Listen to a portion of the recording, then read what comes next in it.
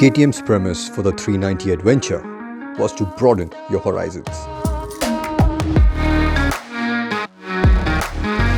A motorcycle that won't just take you places comfortably, but also pack the equipment to live up to the adventure tag. A motorcycle that invokes the explorer in you, with its capability to take you places that seemed inaccessible thus far.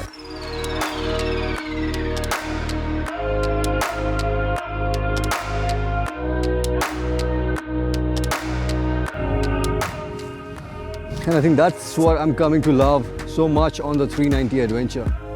The fact that you can uncover hidden gems even in places that you have visited 1,000 times before. It's introducing me to a whole new side, a whole new facet of motorcycling. It really flatters you as a rider, egging you to experience and conquer new terrains. I absolutely love how confident you feel standing up and riding, even on the loosest of surfaces. The tires don't help there either, but if anything, you can see how beautifully balanced it is and how perfect the weight distribution is. The immaculate fueling helps you embrace the concept of getting on the gas when you're in doubt. The traction control, which I found really annoying in the rocky terrain on the first ride, works surprisingly well here and help the bike push on in the really loose terrain. And when you have to drop anchor in a hurry, I like how progressive and predictable the rear brake is when you need to lock it. The 200 mm of ground clearance does come handy when you're going uphill on rocky terrain. But the engine doesn't really help you there much because there is no low end. This is the same engine, Revy engine from the Duke 390. Having said that, because the gear ratios are so closely spaced, it's also not very difficult to keep the revs high. And then you can get through the tight and technical stuff just by feathering the clutch. What can be a problem is the seat height. It is tall. But here's the thing, I'm 5'11", and when I get on board, I can have both my feet firmly on the ground because it is narrow closer to the tank and there's a decent amount of sag from the suspension which helps you with your reach. But if you're any shorter than 5'7", I understand how this can be intimidating, especially if you are new to off-road and you find it difficult to have at least one of your foot firmly on the ground. But when you also take into account the fact that this is actually quite a light motorcycle, that changes the equation a bit, because what intimidates most of us when it comes to ADVs is their tall seat height and the fact that they are ridiculously heavy. Well, this one is not, and even though the seat height is more, it makes it a lot more manageable because the weight is on the lower side. So for me, more than the seat height, again, the biggest gripe on the 390 Adventure, after riding it more off-road, after seeing what it can do, is the lack of adjustable suspension at the front.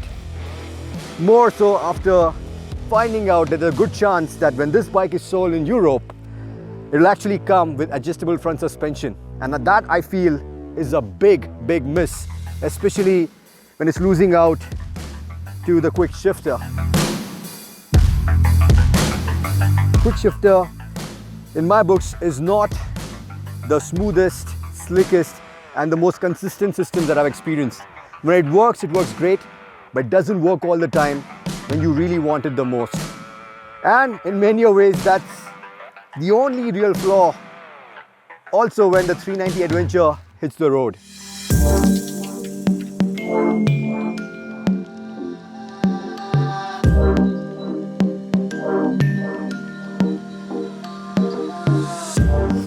For the long hauls, the 390 Adventure checks all the right boxes.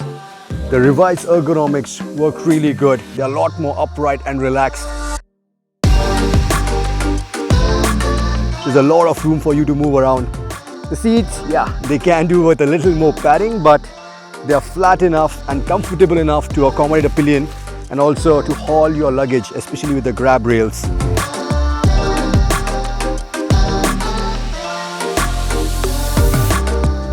You also get a windscreen now, which helps deflect or protect you from wind blasts up to 140 kilometers an hour. Thereafter, you will require a taller windscreen, but that's also where the engine hits the sweet spot. It can comfortably cruise at 140 kilometers an hour with minimum vibrations.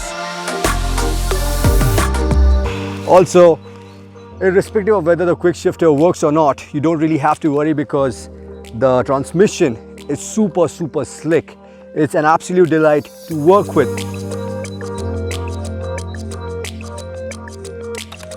The ride quality is also very good with the long travel suspension. But what I love about this is that this doesn't compromise the fun that you can have on the 390 Adventures in the corners. There's very little wallowing, you know. You feel very confident going into corners, and now, especially with the addition of cornering ABS, that just takes your confidence to a whole new level.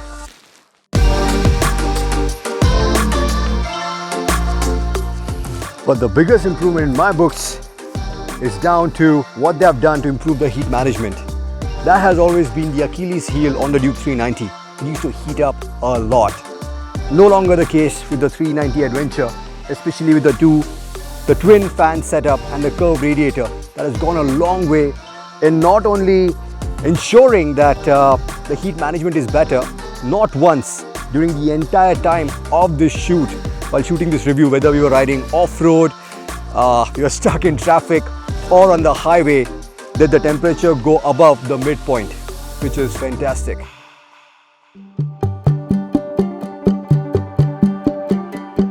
So what do I make of the 390 Adventure? I think I'm convinced that it's a fantastic all-rounder with the bias obviously towards the road. Now don't get me wrong, this will take you wherever it is that you want to go, provided you're not asking too much of its suspension. But if that's what you want to do, proper hardcore enduro, you want to ride the trails up a mountain, then I think you'll be better served with, say, a Himalayan with its longer suspension travel, 21-inch spoke wheels, or the X-Pulse 200 with the rally kit. That's what you would want. But where these motorcycles fail or fall short is where this one really comes into its own on the road. Because of course, not all the trails are going to be in your backyard. A lot of times you would want to go out a fair distance to find those trails. And on the highways where this one really comes into its own. It is super comfortable. The ride quality is amazing.